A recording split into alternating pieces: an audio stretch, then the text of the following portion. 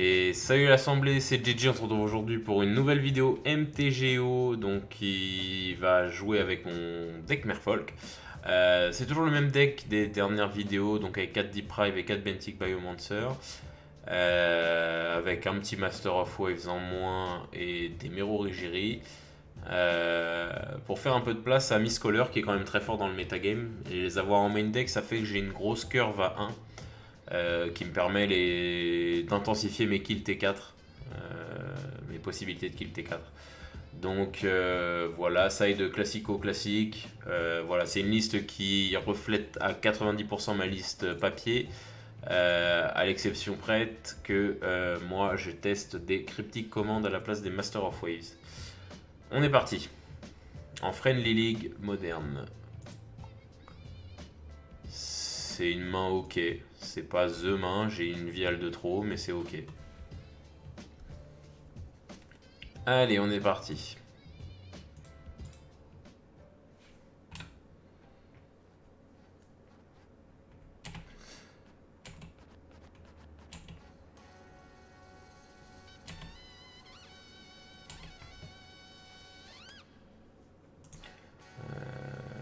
Alors, faut toujours faire gaffe à ça. Yield until next end step. Oui. C'est ça que je fais. Voilà, la musique qui s'excite un peu trop. On va mettre du Zelda.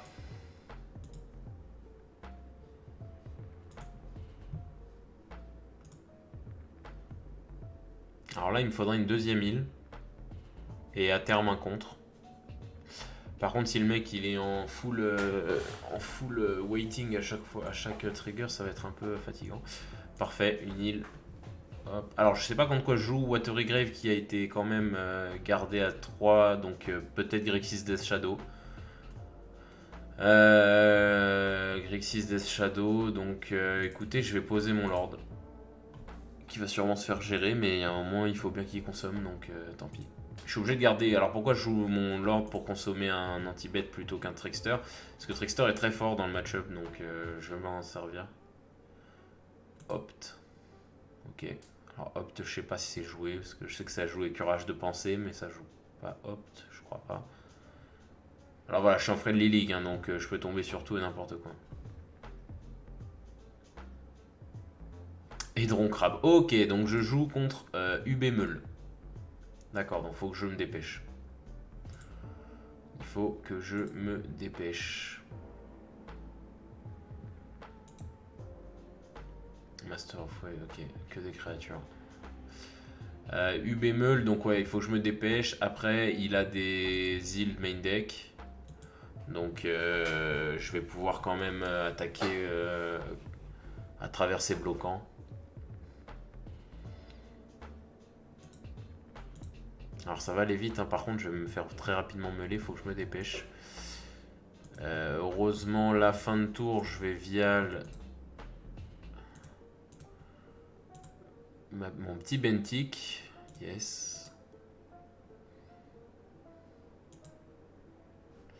On va faire monter la viale. Là il me faut du Merfolk. Et rapidement. C'est absolument pas ce que j'ai topé. On va poser le Mutavol pour qu'il puisse rapidement servir.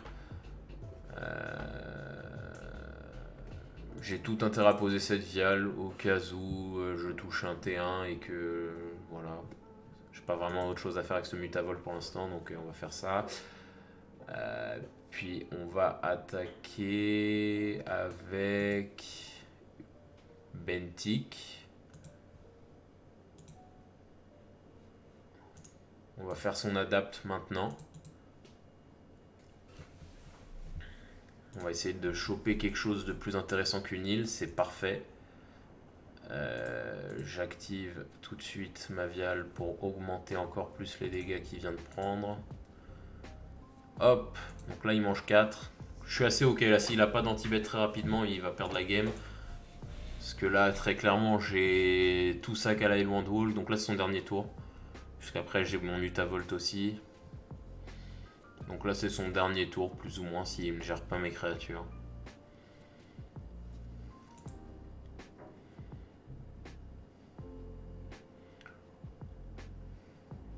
Il va me faire le 10, bon ok. Là, il faut qu'il ait un push quand même, sinon il a vraiment perdu la game. Et je suis bête, j'aurais pu attaquer parce que c'est une 0-2 le Hedron Crab. J'aurais dû attaquer avec Lord of Atlantis tout à l'heure aussi. C'est pas très grave, mais j'aurais dû.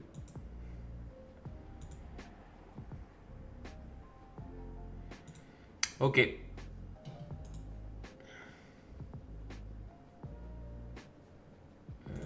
Faut que je fasse comment? C'est comme ça. Yes. Et no.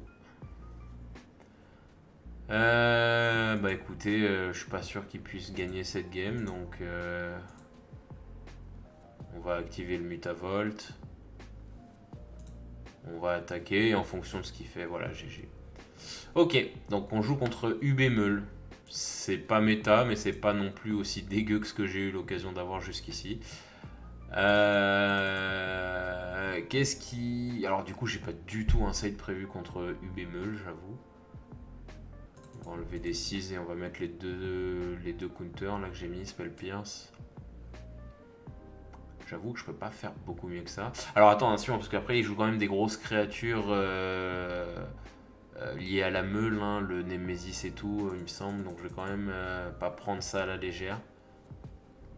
Après c'est une game quand même voilà, on va y aller comme ça. C'est une game qui doit quand même se jouer très vite, donc j'ai enlevé mes hautes curves Master of Ways. J'ai préféré garder des Dismember au cas où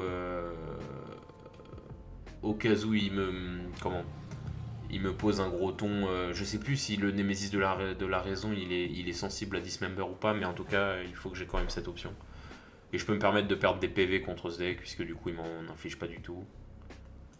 C'est une main qui est correcte, j'ai 2 contre, j'ai une mini clock, j'ai Bentic.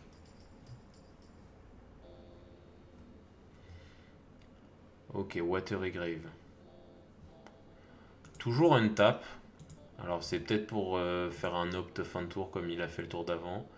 Parce que perdre 2 PF contre un deck aggro, est-ce que ton but c'est de gagner avant lui? C'est quand même un risque. Bentic. Alors ça peut être déroutant d'avoir sidé des anti-bêtes contre Meul, mais il faut vraiment savoir qu'il a un plan de il a un plan de jeu qui n'est pas que la Meul, il peut aussi te battre à l'agression. Il a aussi une horreur là, mais pareil, ça, je suis pas sûr que ce soit sensible à Dismember. Alors il me Fatal Push tout de suite. C'est son espèce d'horreur XX là, enfin étoile. Ouais, Glimpses Unsinkable, 10 cartes en moins. Hop. Je perds des Bentic, je perds à 2 lords, un Lord. Ok.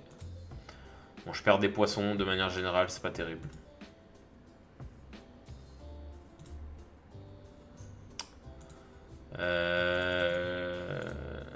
C'est pas terrible là en gros parce que c'est pas terrible du tout parce que c'est pas terrible parce que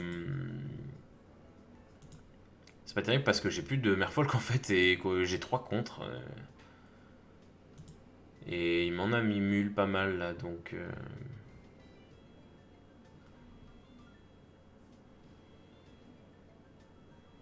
Fatal Push. Bon, c'était ce que je redoutais, donc maintenant j'ai plus rien. J'ai strictement plus rien. Là, une bonne carte là pour m'aider, c'est Bentic. Parce que Bentic va me pouvoir me permettre de recycler un peu ses cartes mortes. Extirpate. Ah, mais c'est sur Zucal. Sur un Lord. Ah, quelle horreur. Et du coup, en plus, il voit ma main.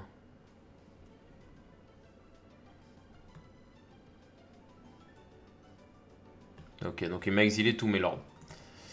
C'est plutôt pas mal pour lui. En plus, il voit du coup que dans ma main j'ai des contres. Il va pouvoir jouer un petit peu autour. C'est un peu l'enfer. Ah, il a plutôt l'avantage là, on va pas mentir. Bentic, parfait. On va pouvoir un petit peu tourner autour là. Là c'est pas mal. Bentic, j'ai pas besoin d'un énorme board pour gérer cet adversaire. Parce qu'en gros, il va pas pouvoir me faire beaucoup de choses. Là j'ai 3 deprive pour protéger Bentic. S'il me l'attaque pas Bentic. Alors ça par exemple c'est deprive instantanément. Ça en gros ça te meule autant que tu as de permanents qui se détapent au début de ton tour.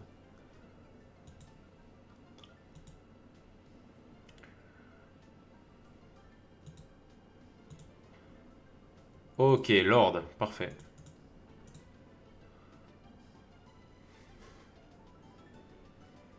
Alors du coup, j'ai perdu quand même tous mes Master of the Pearl Trident, donc il me reste plus que dans mon deck là, il me reste plus que donc un Lord of Atlantis et deux Mero Regiri.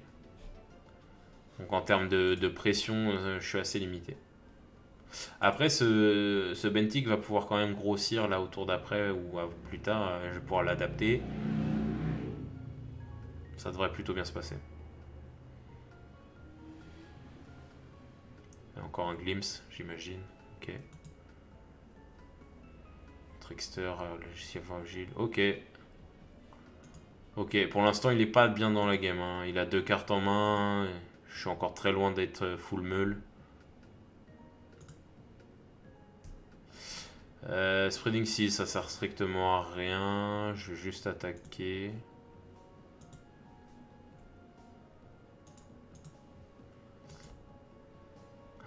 Alors, j'aurais eu tendance là à adapte maintenant pour lui faire un dommage de plus, mais je préfère garder Deprive en backup en fonction de ce qu'il voudra me faire pour être sûr et voir ce qui est nécessaire ou pas. Et si j'en ai pas besoin, je adapte fin de tour. Là, typiquement, s'il me fait un anti-bet, je suis content de le Deprive. Voilà. Tac.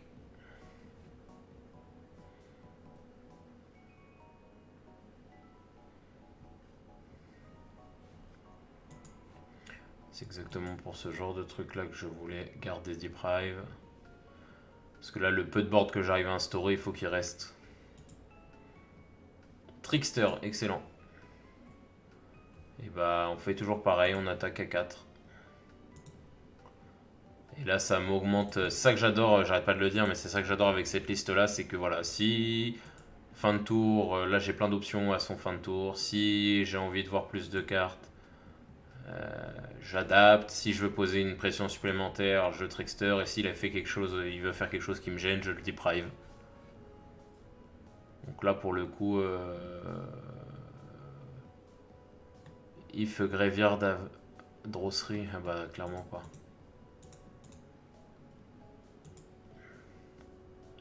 Parce que là, il a un draw 3. Non, non. Je le laisse dans son truc là.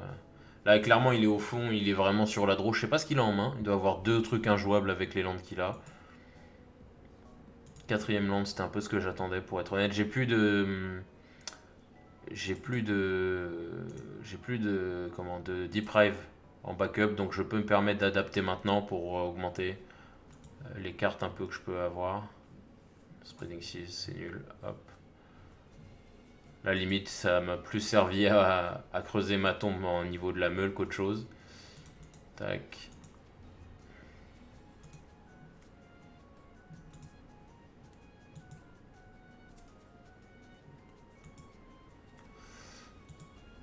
Bon. Là, je pense qu'il peut rien faire. Sa death le tue trop. Et c'est le GG. Donc c'est sur ça que se finit cette petite game. Donc victoire un peu facile, on va pas se mentir, contre un UB Meul qui a pas su trouver ses landes. Donc n'hésitez pas à me dire ce que vous avez pensé de la game dans les commentaires, hein, malgré qu'elle n'ait pas été la plus intéressante du monde. Ça permet de montrer des archétypes différents. Et sur ce, je vous dis à la prochaine assemblée. Salut tout le monde.